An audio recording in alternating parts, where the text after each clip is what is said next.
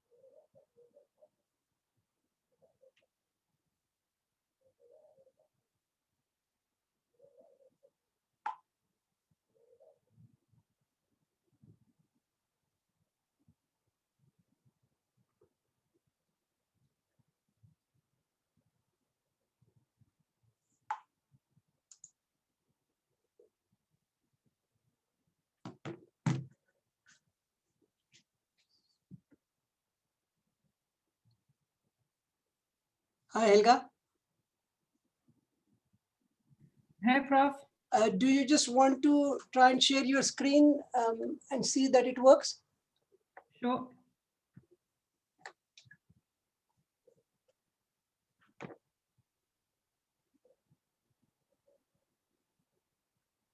Seems to be working. That seems fine. Yeah, you can stop sharing.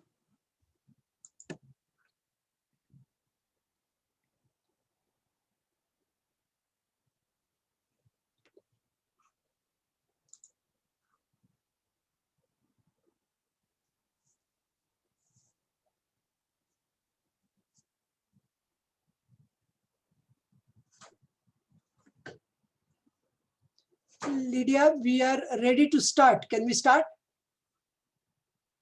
Hello, yes, definitely. Okay. Thank you, and hello. Hi.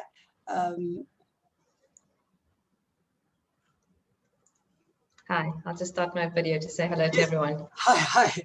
I keep my video off because I'm Okay. in the meeting, hosting the meeting from home, and Sure. I'm invading in the privacy of our son because we share the study. I know that life. Yeah. I'll just say hello and then I'll switch off my video No, and no listen. problem. No. Please carry on. Just 1 second.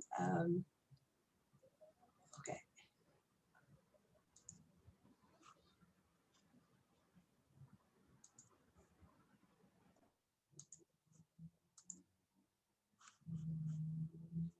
Okay. Good afternoon, everybody. To today's Zoom academic meeting of the Department of Pediatric Surgery in East London. And the topic which will be presented today is the tumors of the thyroid and adrenal glands, but we are not going to talk about neuroblastoma. And we are very honored, really, to have Professor Lydia Cairncross as our invited guest for this afternoon, evening. And even though I don't know Lydia personally, I've just gone through her bio sketch and I was really very, not only impressed, but I was inspired by her progress in her professional career. Lydia is a through and through product of the UCT, from undergraduate still becoming a specialist, and has been working as a faculty at the UCT from 2010. And what interested me more, that she has a strong professional roots in our province of Eastern Cape, because she did internship and community service in our province. She is currently the head of endocrine and breast surgical unit at the University of Cape Town, which covers the Cure Hospital and Red Cross Children's Hospital. She is also director of Equi Health, which I believe is related to the Division of Global Surgery at University of Cape Town. And Lydia was born in politically active family. Her parents were professionals, but were supporting the freedom movement during apartheid days. And these are her words, that I just came to medicine via the lens of social justice and not the other way around, which I found very inspiring. And in addition to being an active and busy breast and endocrine surgeon, she is an activist at heart. She has participated in the treatment action campaign for the HIV antiretrovirus. She is a part of People's Health Movement of South Africa, which is promoting national health insurance for every South African.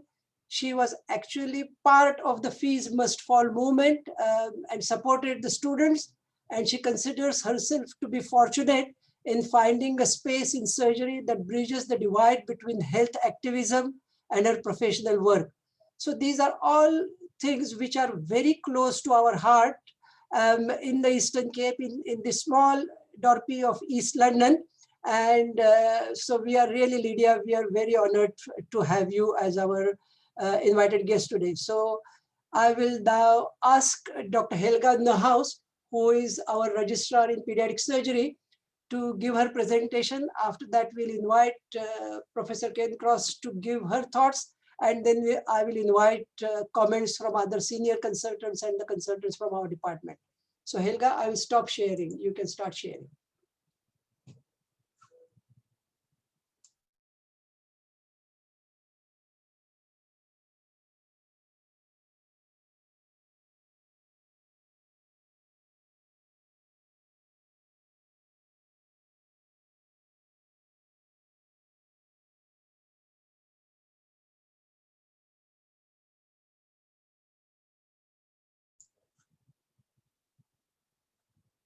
Helga?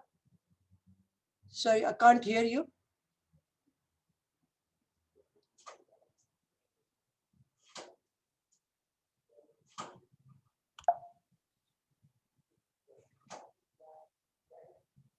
Okay, I hope you can hear me now. Yeah, I can hear you. What I just said was thank you for presenting when you are on leave.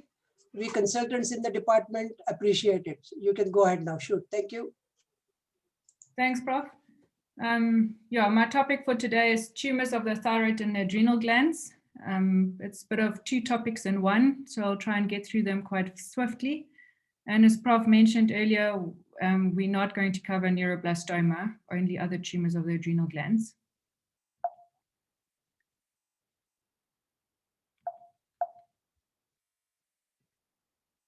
First off is the thyroid nodules or thyroid tumors. They often present as thyroid nodules. What is quite important to know, the thyroid gland is the largest endocrine organ, but for its size, it has relatively few problems for children, and especially thyroid nodules. They're about 0.3 to 5% in children. However, they have a bigger percentage of malignancies than adults have. Children have about 20% malignancy rate of those thyroid nodules. And over the last 30 to 40 years, there has been an increasing numbers of malignancies of the thyroid in children, which is a bit of both better pickup rate, but also increased prevalence, which has been proven in a couple studies across the world. So if a child presents with thyroid nodules or thyroid mass, we kind of have to keep a few things in mind. They can either be benign, malignant, or some others. Benign can be follicular adenomas or a thyroiditis, which can present with multiple nodules, a thyroid cyst, a colloid nodule, or histiocytosis. Then coming to malignancies, it can be either papillary, follicular, medullary, and then there's a few others. Papillary is by far the most common one. Follicular follows in medullary, and the others are not as common.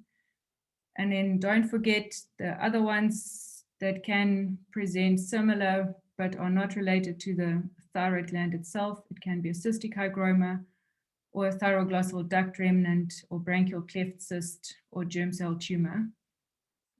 We just have to keep those in mind as we see those children. Where do they come from? The majority of them are sporadic. We don't actually know, but there is quite a significant risk from radiation, which can be related to irradiation for non-thyroid malignancies, any other head or neck tumors, often associated with lymphomas that get radiation to the neck. What we have to keep in mind when we speak to the parents and the children is that this risk continues into adulthood and is not just a few years after the radiation event happened as we saw them, or more in our setting, the oncology people will see them. And then nuclear accidents like Chernobyl also definitely increase the amount of thyroid malignancies that were seen around that area. And then the last part is genetic predisposition, which is fairly uncommon, but we need to keep it in mind because we see some of these children with other problems as well. So the APC-associated polyposis, who can have Gardner syndrome or familial adenopolyposis, and we would see the patient sometimes with familial adenopolyposis, and have to keep them in mind for thyroid nodules and actually look for them. And then carny complex type 1s, which also can present with adrenocortical disease, which we have to keep in mind when we discuss the adrenal glands. DICER1 syndrome, then the P10 Hamartama syndrome, Werner syndrome, and then men type 2, which is also important because they can have pheochromocytomas. So if you diagnose a patient with a thyroid nodule who then has genetic screening and turns out to be a men type 2, we actually have to look for pheochromocytomas because they're quite common in that group.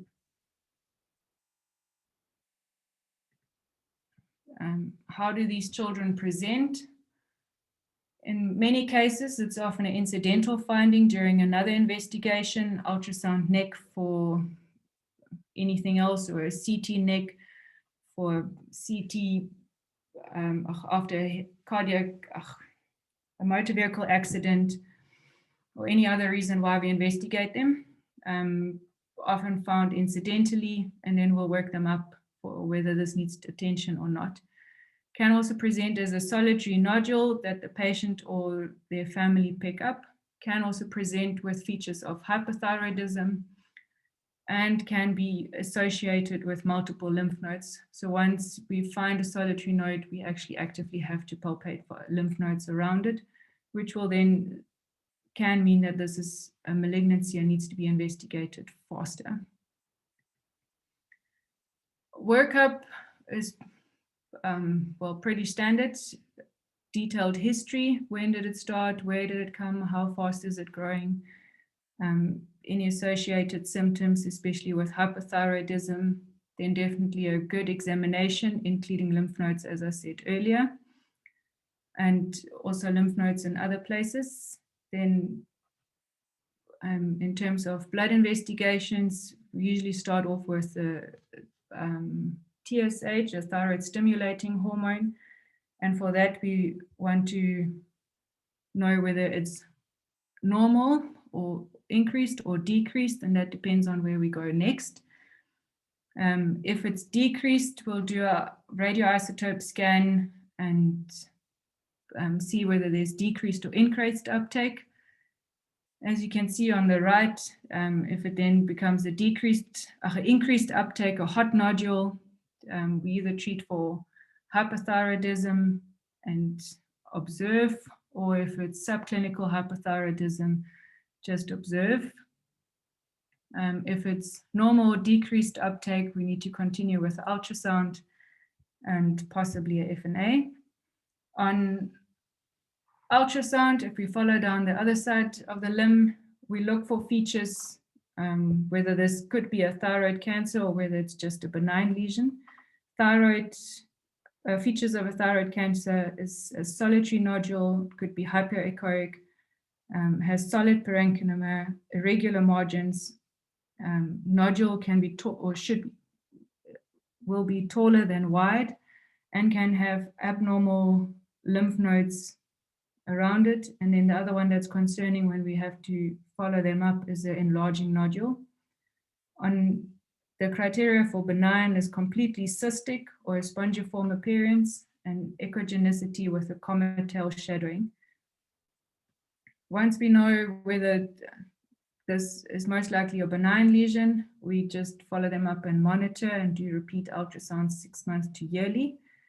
If this is a concerning lesion, the next step would be a FNA, final aspiration, especially for nodules that are more than 1 centimeter and are solid or mixed solid or cystic, or nodules that are suspicious on ultrasound, or enlarging nodules, even if they're less than 1 centimeter. And on this, we want to see, are they benign or malignant or fall somewhere in between. They can be non-diagnostic, in which case a repeat FNA should be done. Benign, we'll just monitor. Atypical might need follow-up or repeat FNA. If it is a malignancy or suspicious for malignancy, the recommended treatment is surgery. FNA is fairly accurate and is the recommended way of getting a biopsy of this. True cut biopsies is not recommended as these lesions are quite small and they're quite important structures very close by, and the risk of injury to other structures is high. Therefore, true cut biopsies are not recommended. Then we've gone through some of this, but to highlight again, management for benign nodules. If it's increased TSH with a hyperfunctioning nodule and scintigraphy, we monitor them, either need treatment. If they don't respond to treatment, might need radioablation, which is usually reserved for teenagers or adults. And if that does not work, or they're too young and medical treatment doesn't work, resection of the nodule is recommended. In euthyroid nodules, if the FNA is benign, we follow them up with ultrasound 1 to 2 yearly, and only repeat or do FNAs if they have an increase in size. Nodules that are bigger than 4 centimeters need resection, and simple cysts or inflammatory lesion don't even get routinely followed up with ultrasound, just periodic palpation by the same treating physician if possible, and if they are increasing, for ultrasound and FNA. Then management for malignant nodules depends on which type of malignancy we're dealing with. Just to reiterate, papillary thyroid cancer is the most common one. Follicular, the next common one, and medullary is quite rare.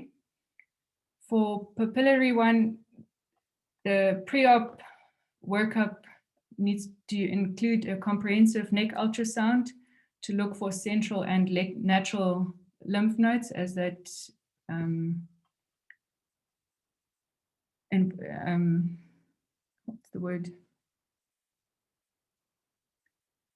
influences how we do the surgery. If there are lymph nodes, it's recommended to do a FNA of those two to see whether they have malignant cells. Possibly CT needs to be done, especially if it's a large bulky mass or if there's vocal cord paralysis, which means the recurrent laryngeal nerve might be involved.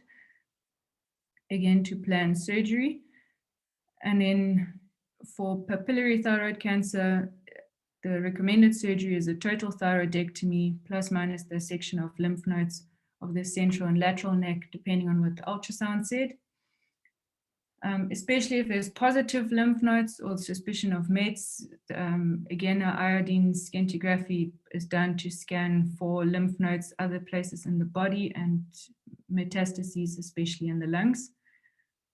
And if total thyroidectomy did not remove all the tumor, radiotherapy, again with iodine, can be used to ablate the rest of the malignant tissue. In follicular thyroid cancer, again, a total thyroidectomy is recommended if the lesion is more than 4 centimeters, if there's distant mets and vascular invasion on biopsy,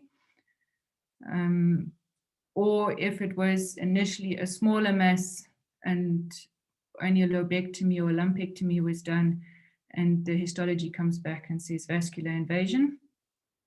If it's a smaller nodule, no mets and no vascular invasion, a lobectomy is adequate for these patients, and they then need genetic testing for the P10 mutation. In medullary thyroid cancers, they need genetic workup, ideally pre-op, to check for the RET abnormality. If that is positive, we really have to check pheochromocytoma, as they're quite commonly linked. They also need blood tests to check for calcitonin levels. And then the treatment for these is resection, usually with a total thyroidectomy if there's no mets.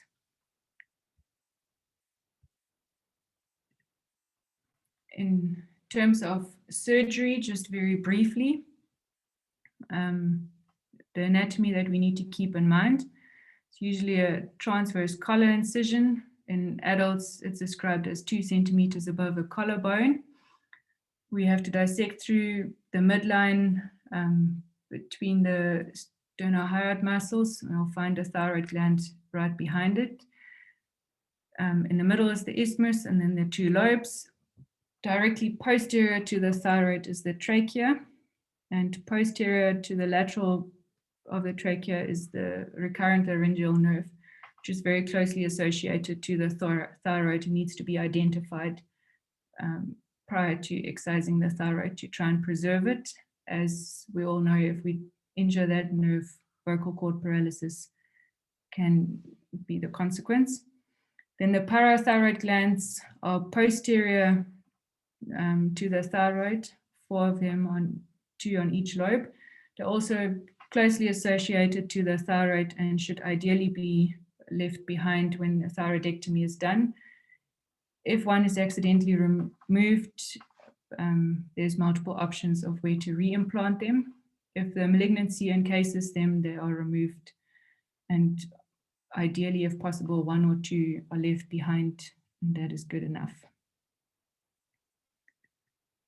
Then coming to the tumors of the adrenal glands, apologies for the spelling errors. Just some embryology to understand the different types of tumors that we find in the adrenal gland. We have a cortex and the medulla. The cortex comes from the mesoderm, which forms between the mesentery and the mesonephros and the undifferentiated gonads. That's why we find ectopic adrenal tissue sometimes below the kidneys or with the gonads or along the tract as they move down caudally. The cortex then has 2 zones, the permanent zone and the fetal zone. Fetal zone is very large and prominent in the fetus, but then regresses very quickly once the child is born. We don't really know what the function of that zone is yet.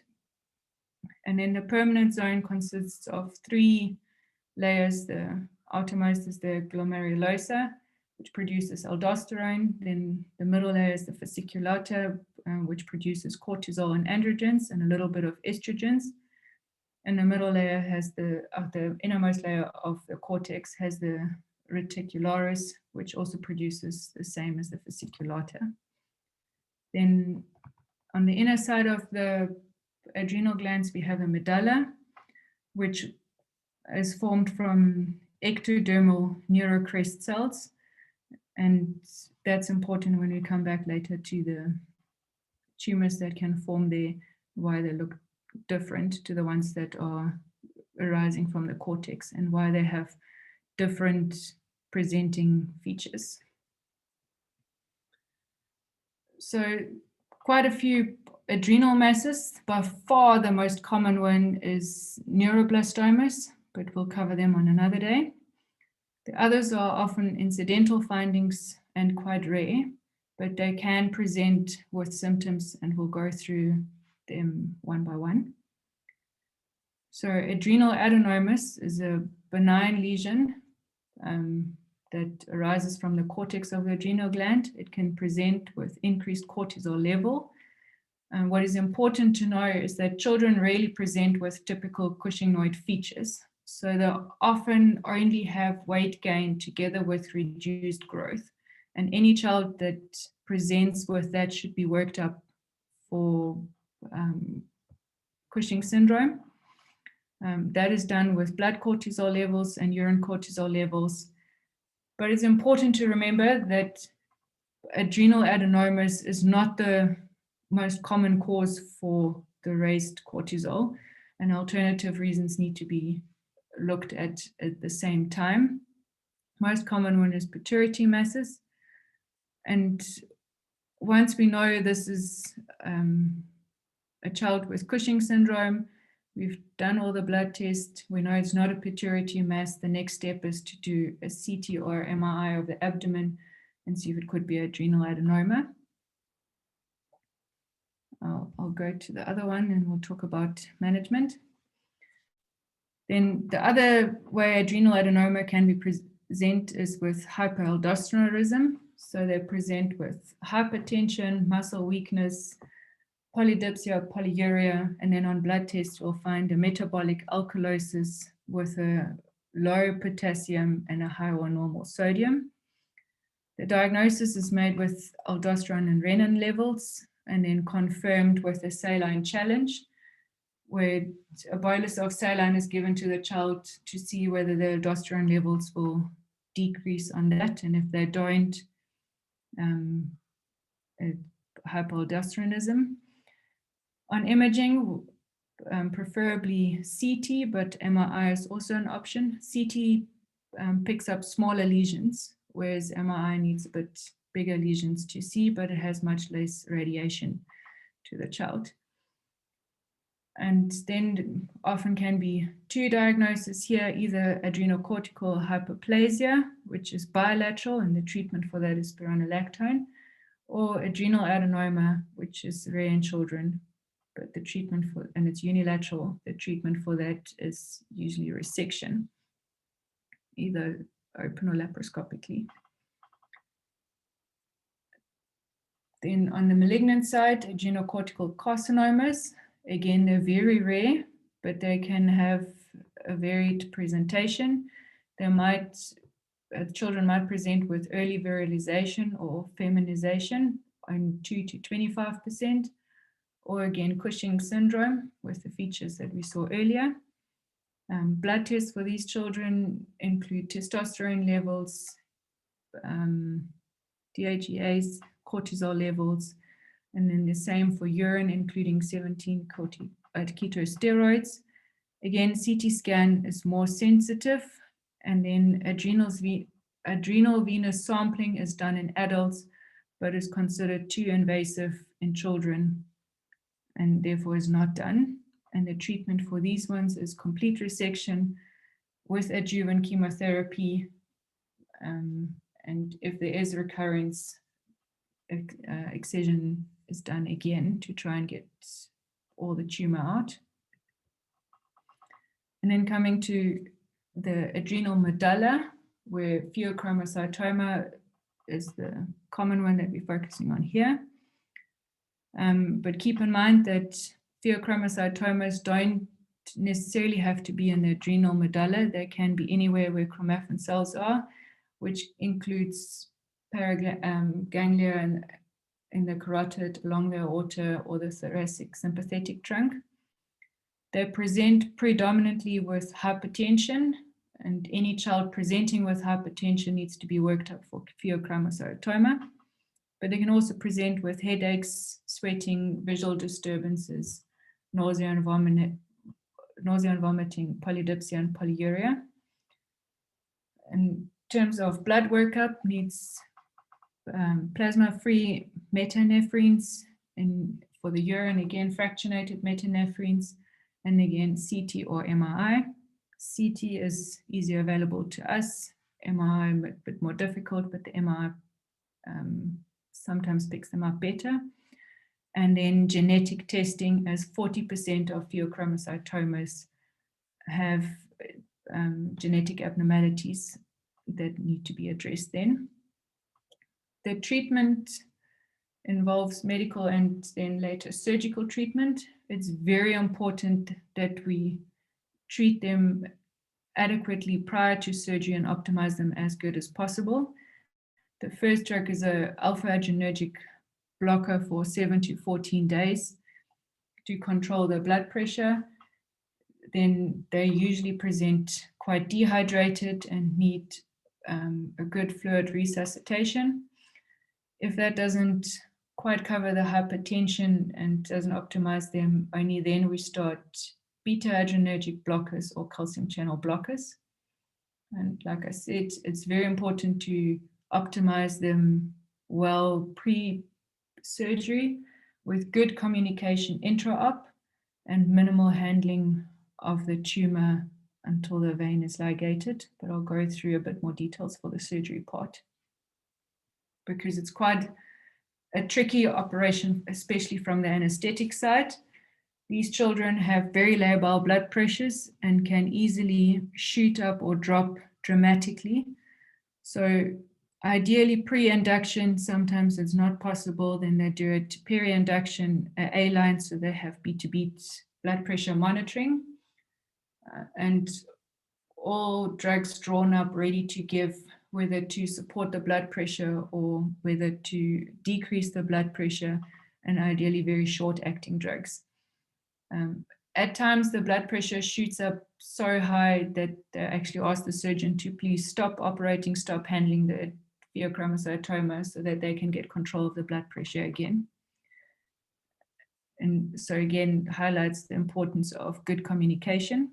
They can also present with arrhythmias because of the hormones released from the pheochromocytoma.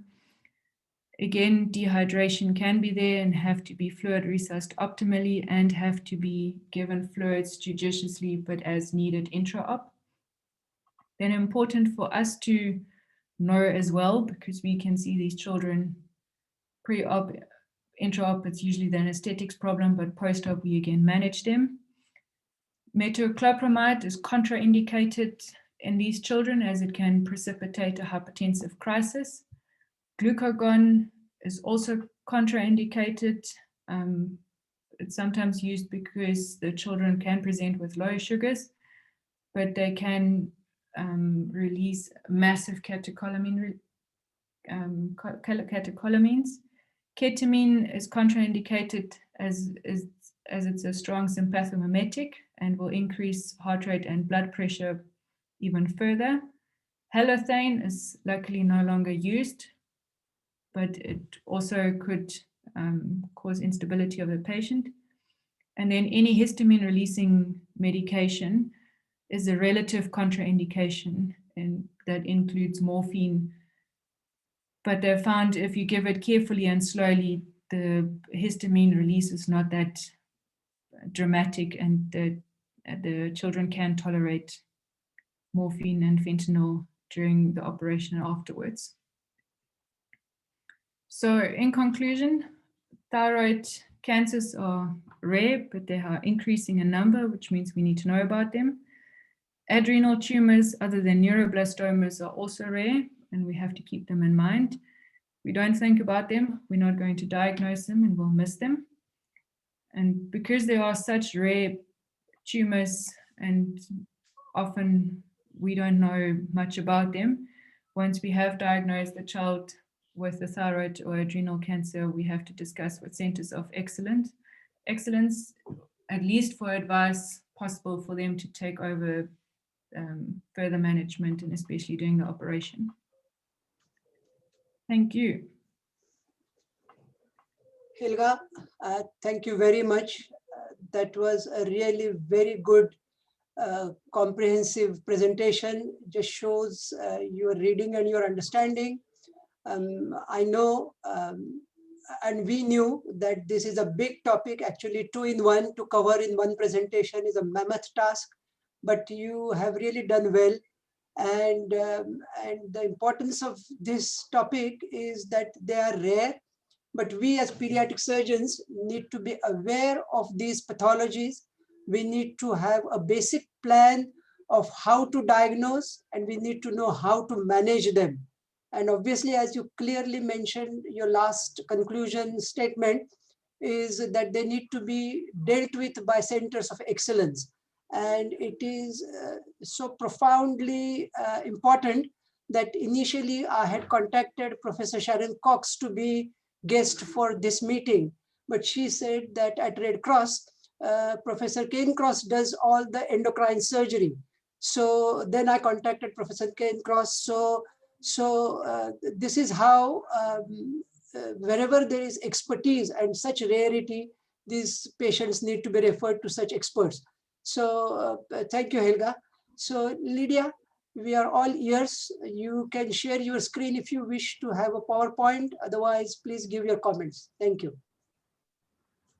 Thank you so much, Prof. And thank you very much for the very generous and kind introduction. Helga, thank you. That was a lovely presentation and really a complex topic, which I think you managed very, very well. So I'm going to make some comments, and then I'd really welcome questions, because I think if we can interact, we'll get the most out of the session. So first of all, let's chat a little bit about the thyroid. So, of the two things that you've talked about tonight, the thyroid nodules are really more common and things that come up for both general surgeons and pediatric surgeons. And when I teach the general surgery registrars, when you assess the patient with a thyroid, it's very easy to become distracted by the investigations and not to focus enough on the clinical evaluation of the patient. So the first thing is to note that thyroid nodules are very, very common in adults, and in children are quite rare. And that the vast majority of them, even in children, are benign. So in adults, I would say in excess of 95% of them are benign, and in children, probably about 80% of them are benign. So they are more likely to be malignant just because the nodules are quite rare. And if you think about the thyroid nodules, almost like a field change, and with age, we tend to get more thyroid nodules and more adrenal nodules, which are just incidental. But obviously in children, that is not the case. So where there is a nodule, there's more likely to be a true pathology underlying this. Having said that, we pick up quite a lot of incidental lesions, even in younger patients. So most thyroid nodules are going to be benign. So when you evaluate your patient, you need to be thinking, is this someone that I need to fast track through investigations and make sure that they get the results as quickly as possible? Or is this someone who probably has a benign lesion and your clinical examination is going to guide you? And I say that because we work in the real world here in our country, and thank you, it's true. I did my junior years in Eastern Cape. The Eastern Cape is very close to my heart, particularly East London. And so sometimes an ultrasound appointment can be 6 months away. So your evaluation with your hands is really important. So take a history, how long has the nodule been there? Is it rapidly growing? And then when you examine the patient with a thyroid nodule, first look from the front, ask them to swallow and see if you can see the thyroid moving, not only to confirm that it's a thyroid nodule, but also to get a sense of where the nodule is. Is it diffusely enlarged? Is it one nodule, many nodules? And when examining, trust what you're feeling. So even if you have never examined a thyroid before, you will be able to have a sense of whether this is hard or soft. Is this well circumscribed or is this fixed?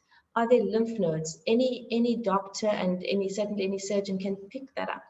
And it's really important to make that initial evaluation and say, wow, this is a really worrying mass. It's hard, it's fixed, I can feel lymph nodes. I need to biopsy and get investigations done quickly. Or this is a diffusely enlarged soft gland, very well circumscribed. This is most likely a multinodular goiter. So after your clinical evaluation, as Helga said, the next step is an ultrasound. But if you have a patient where you're worried clinically, you should do an FNA at that point. If you can feel a hard nodule that you think is pathological, there is no harm in doing an FNA at that point. Of course, you need to do this in a sensitive way with a child. It's very difficult and very different to with adults. Most of the children we have seen with thyroid nodules have been a little bit older, but there are some quite young children with thyroid nodules. But the point is, don't wait for an ultrasound. If you can feel a pathological lymph node or a very pathological thyroid nodule, you can do the FNA right then. If it feels benign, then you do an ultrasound, and the ultrasound is going to tell you, is this suspicious or not?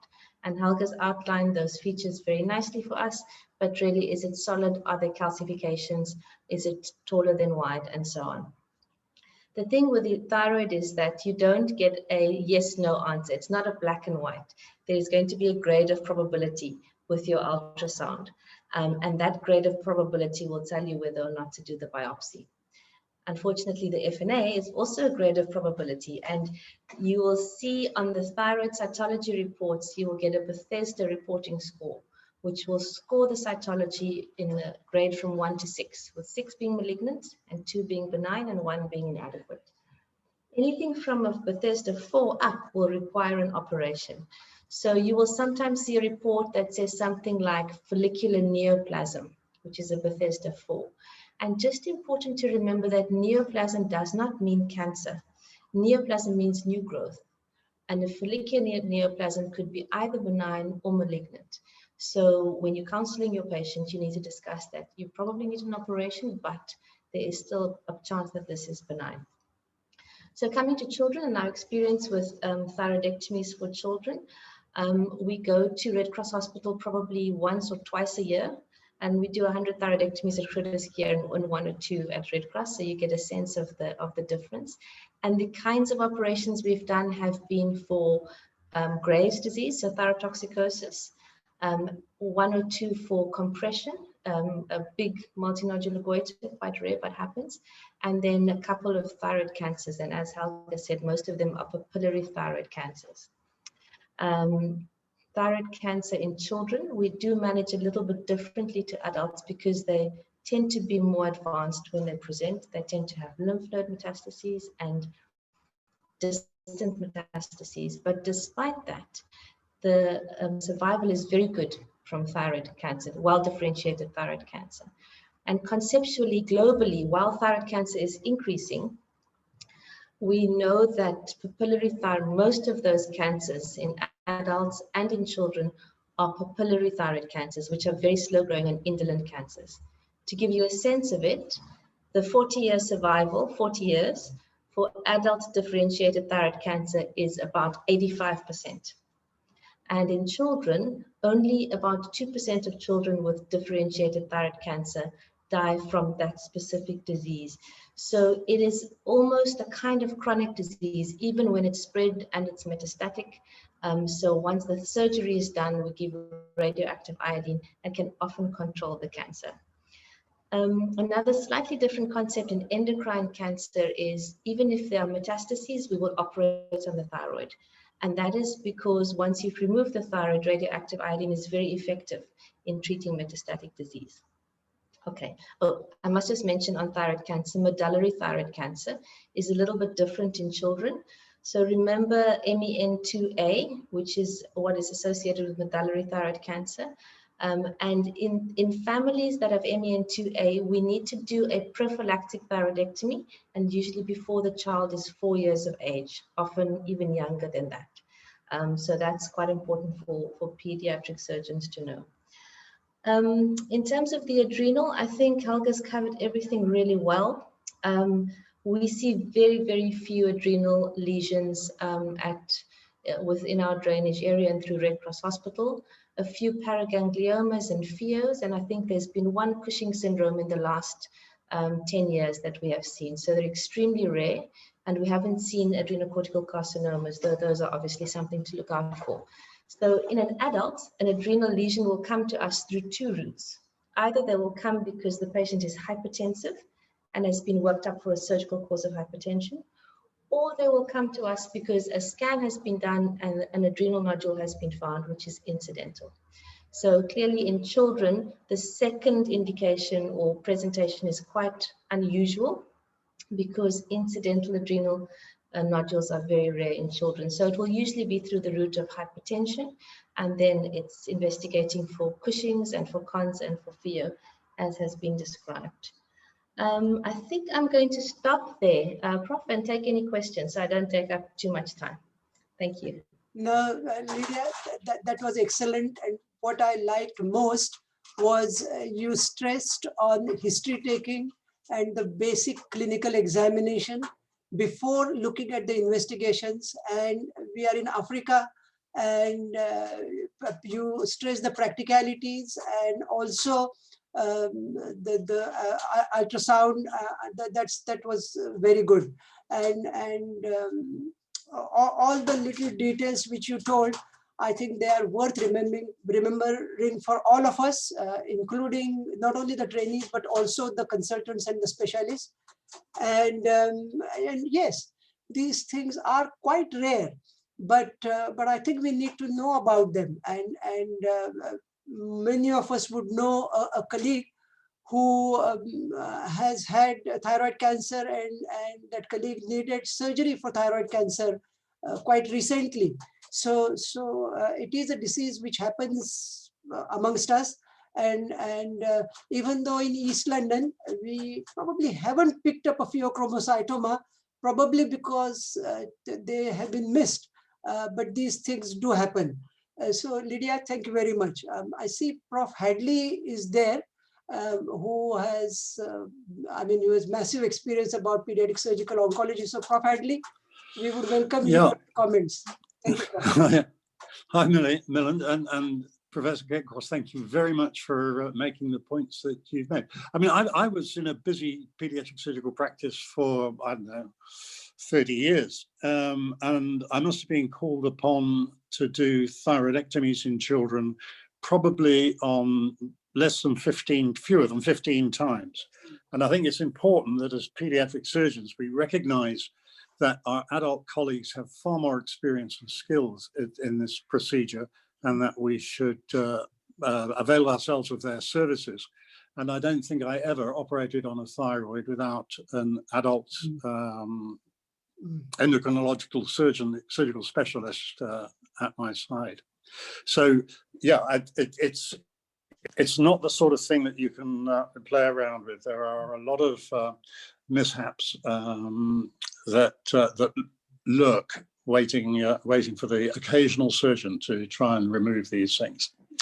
The only other point I'd like to make is that neonatal adrenal hemorrhage is often confused with an adrenal tumor. And I think it behoves us to be aware of the pathology and monitor these patients closely to make sure that they're not a neonatal neuroblastoma that would otherwise cause us troubles. But generally, thank you to Helga and to Professor Cairncross. I enjoyed both presentations enormously. Thank you, Prof. Hadley, for emphasizing that these surgeries are not to be undertaken by pediatric surgeons on their own, but need to involve experienced adult endocrine surgeons, in fact, in decision-making and in surgery and in post-operative care. Prof, I just have a question to you. Adrenal hemorrhage in newborns, is it usually bilateral or can it be unilateral as well? It can certainly be unilateral, and therein lies the source of much confusion. I think it's also worth reminding ourselves that until relatively recently, sort of mid-19th century, goiter was uniformly fatal.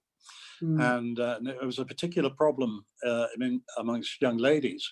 And as soon as their goiter began, they knew that they were going to die of being strangled by their own thyroid gland.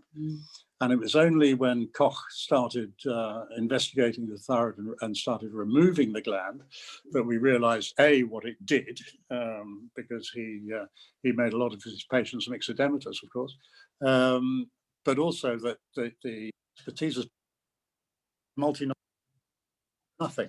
I mean, I can tell, but in fact, it is, if left alone, it's a lethal disease. Thanks, Guy.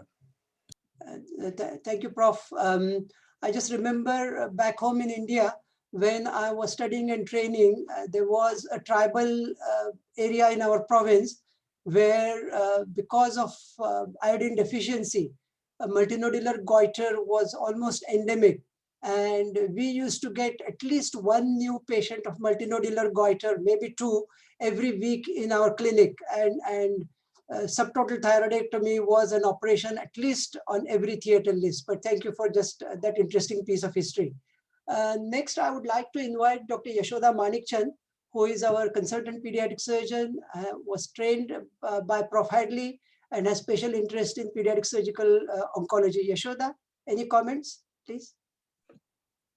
Hi, Prof. Yes, thank you. And thank you to Lydia for her invaluable experience and advice. I mean, I learned a lot from her experience and her advice.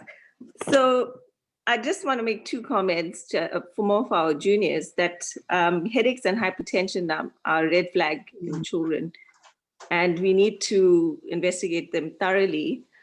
Most of the time, they're going to be a neuroblastoma or nephroblastoma. I mean, we see those more commonly, but just to know that there are other causes that we should look out for. And then also, we do see the virilization and feminization in children. And this presentation also highlights why we do the whole host of hormones, you know, with DHEA and testosterone, etc., because we need to identify if there's a problem with those hormones before we even consider surgery. Yeah, that's all from me. Thank you, Yashoda. I see Professor Cipularo is here from SMU in Pretoria. So Neveleni, any comments, any experience from your side? Yeah, thanks. Evening to everyone, and also to Prof. Cairncross. Long time no see. One of the things about the thyroid masses in pediatrics, because of the spectrum of what we see, the papillary tumors, the first presentation can be just a lateral neck mass, which is like a lymph node. We also published a paper early this year about our experience around that. Instead of finding a thyroid nodule, but just a lymph node which is not responding to conservative management, only on biopsy to find that it's from a thyroid origin. So that's one of the presentation that we can just add to the presentation. But the rest was learned a lot. Very good, fascinating stuff. Thank you, Prof. Milind. Thank you, Neveleni. Appreciate your comments. I see Professor Delgado from UMTATA is here. Arturo, any comments from your side, please?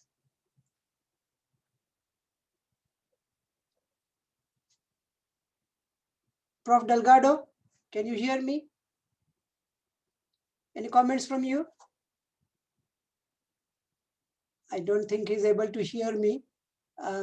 Dr. Selom Machaya, our other consultant, had a very unstable connection. Thank you. Yes, Arturo. Thank you very much. Thank you Please very go ahead. much. Yeah, Arturo. Yeah. No, no comment at all. You're saying for the presentable and for the commander.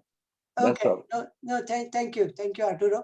I see there are colleagues from rest of the country, and I welcome Dr. Meera Menon, who is joining all the way from New York in the United States. So Meera, welcome to the meeting. And if you have any comments, any questions to Prof. Cairncross, feel free, unmute yourself and ask the question.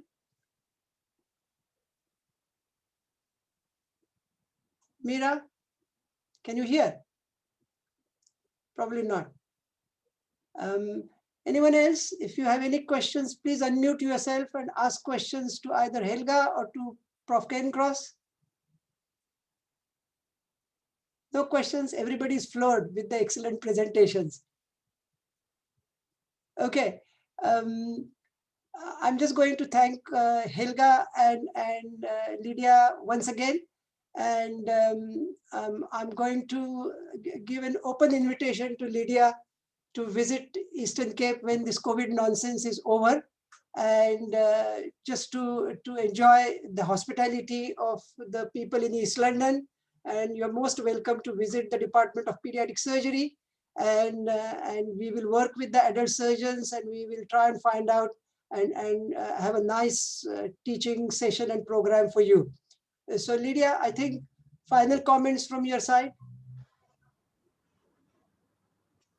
Thanks so much, Milind. I actually do come to East London quite often, partly because my husband is from the Eastern Cape, but also I visit Ellie Simpson at Freer, and we do an academic outreach to East London. So I would love to come and visit the pediatric surgery team as well. And I think these kinds of, I've learned a lot as well, because, you know, our focus is very on the adult side of the spectrum. So it was very good for me to get this focus on the pediatric aspect. And thanks to Helga for enriching my knowledge about that as well. So thank you, and thank you for the invitation. No, thank you, Lydia. And I think just to sort of go ahead about the global surgery, both me and Yashoda and all our team are quite keen on global surgery, and we're trying to not only uplift surgical care to children in the Eastern Cape or in South Africa, but we want to contribute for that in the rest of Africa. and the LMICs. And I'm honored to be on the executive committee of the Global Initiative in Children's Surgery. Yashoda is also quite active there. And we see that you are part of the global surgery division of the UCT. So I think there is a lot for us to work with each other. So I think next time when you have a planned visit, maybe next year, Eddie and I are not only close colleagues, but we are personal friends as well. So I will chat to Eddie and we will have a joint program. So thank you again. Thank you, Helga. And thank you, Lydia and Prof. Hadley and all the attendees. It was really very compact and compressed meeting, very high in knowledge and in quality. And I have thoroughly enjoyed the learning which I have been blessed to be able to do today. So next week, we will just, I think next week it will be a presentation by Professor Samad Sheikh, who is the president of the College of Pediatric Surgeons, about how to conduct an ideal journal club for a department of pediatric surgery. So he will give a brief presentation on how to conduct an ideal journal club. And then Dr. Zondile Jula, our registrar, will then assess and present one scientific paper as a journal club article. So we will see some of you or many of you on Tuesday next week at 5 o'clock Central African time. Thank you, everybody. Have a good evening. Bye-bye.